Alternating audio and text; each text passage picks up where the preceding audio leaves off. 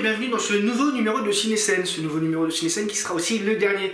Et oui, si nous allons continuer de vous parler cinéma durant cette saison 2019-2020, on le fera sous une autre forme. On vous dit pas encore quoi parce qu'on sait pas encore nous-mêmes. Et ouais, vous savez bien qu'on aime bien bosser dans l'urgence.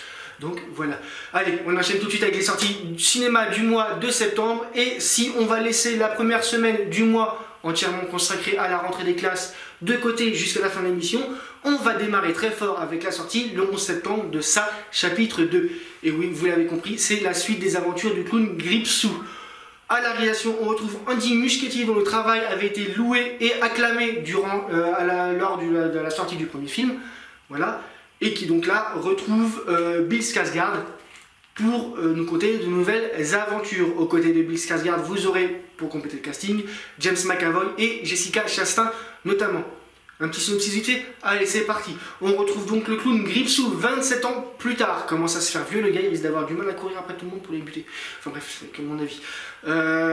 Et alors que de nouvelles disparitions d'enfants dans la ville de Derry ont lieu, Mike, le dernier membre du club des ratés à vivre dans cette cité, décide de rappeler tous ses petits camarades à la rescousse pour voir s'ils peuvent arriver à se débarrasser enfin et surtout de Gripsou. À ne pas confondre avec Picsou, c'est pas du tout la même. Voilà. Bref. On continue avec la sortie le 18 septembre d'un petit film de science-fiction qui a l'air bien sympa. Ça s'appelle Ad Astra. C'est réalisé par James Gray, notamment connu pour la réalisation des films La Nuit nous appartient ou encore de Lost City of Z.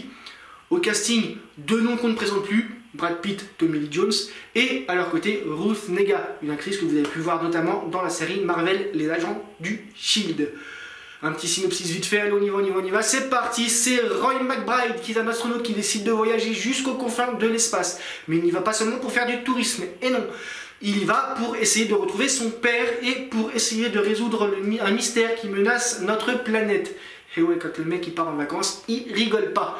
On poursuit avec l'adaptation cinématographique d'une série très connue, une série anglaise très connue qui cartonne en ce moment d'ailleurs.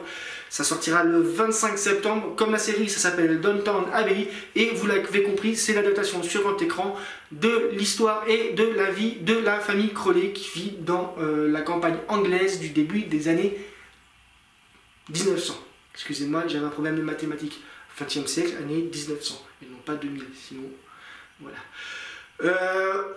Au casting, on retrouve bien entendu tous les acteurs de la série, en tout cas une bonne partie d'entre eux, notamment Michel Dockery, Hugh Bonneville ou encore Maggie Smith. Et à la réalisation, vous retrouverez un personnage familier de la série, puisque Michael Engeler, c'est le nom du réalisateur, a réalisé plusieurs épisodes sur différentes saisons. Et on le connaît notamment pour son travail à télévision, donc, où il a notamment travaillé sur des séries assez connues telles que Sex and the City ou Six Feet Under.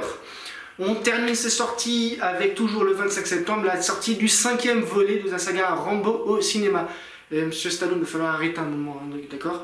Vous avez fait Creed pour Rocky, maintenant il va falloir trouver un truc pareil, quoi. Trouver le fils du gros ennemi de Rambo. Pour le coacher, lui apprendre à tuer, à abattre des hélicoptères avec des flèches, des trucs comme ça. Mais bon, bref, il va falloir penser à faire autre chose, quoi. Enfin bref, si vous voulez vous taper un bon petit trip années 80 avec ce bon gros vieux film d'action à l'ancienne, vous pourrez vous faire plaisir avec donc Rambo Last Blood, dernier sang, espérons que ce soit une annonce. C'est réalisé par Adrian Grunberg. Au casting, on retrouve bien entendu Sylvester Stallone. Comment vous voulez faire Rambo sans Stallone, hein? Franchement, c'est un peu comme Rocky sans Stallone. Ou les inséparables, les incassables, là, ou je sais plus, vous savez, les vieux qui se battent sans Stallone, c'est pas pareil non plus. Hein, voilà. En fait, il a fait beaucoup de trucs et il devrait arrêter. Non, Rocky, c'est bien, j'adore, vive Rocky. Et vive Creed aussi, hein, pour pas faire de jaloux. Bref, à ses côtés, on va retrouver notamment Paz Vega ou encore Sergio Pérez Mencheta. Pour la petite histoire, cette fois-ci, John Rambo, vétéran du Vietnam, va se retrouver aux prises avec un cartel mexicain. Et ouais, ces petits malins ont eu la mauvaise idée de kidnapper la fille d'un de ses amis. Heureusement, c'est que la fille d'un de ses amis, parce que si ça avait été sa fille à lui, je pense que Liam Neeson n'aurait pas été content, il aurait débarqué dans le film. Enfin, quoi que je ne l'ai pas encore vu, donc peut-être que, hein, on ne sait jamais. Bon, chose promise, chose due, on revient sur la sortie du 4 septembre avec un nouveau concept que je vous propose pour cette toute dernière émission, histoire de conclure en beauté. Ça s'appelle L'affiche qui fait pas envie.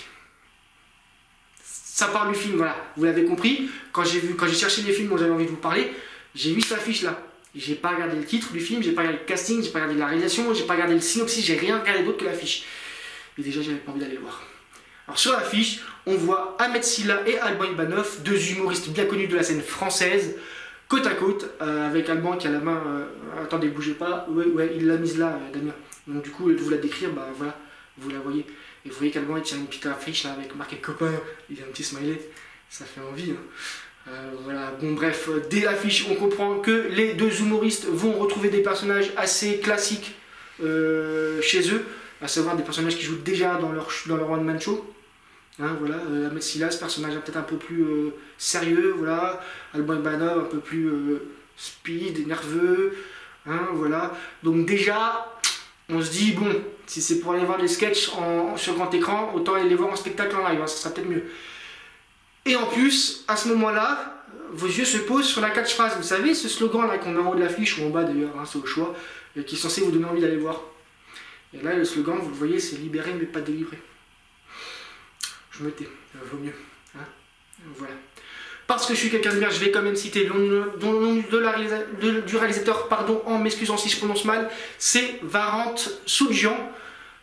Et pour la petite histoire, le film nous raconte les aventures de Mika, un petit escroc qui se retrouve en prison.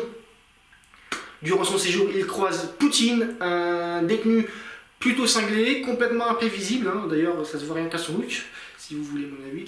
Et bien sûr, quand Mika va sortir des prisons, il va vouloir se ranger, il va se trouver une femme, riche de préférence, et à ce moment-là, Poutine débarque.